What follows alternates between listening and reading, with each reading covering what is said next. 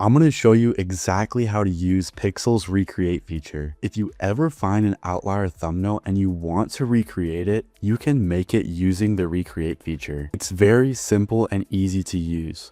From this main page, you just want to go over to the recreate feature and you should see that you can either paste a link or directly upload your thumbnail here.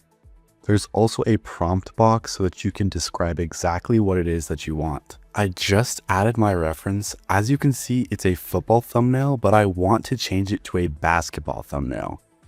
In the prompt box, I simply just said to change the players to basketball players, and I also specified which players it should be, which is Steph Curry and LeBron James. And I also specified that the field should be changed to a basketball court. That's literally all I need to put. Now I can press generate and see what it makes. Our thumbnail is now done generating. This looks really solid.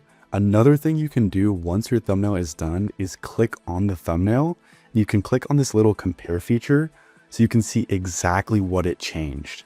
As you can see, it looks pretty similar to the reference. We can see that the jersey down here has changed as well. The players are changed as well, and everything looks really good.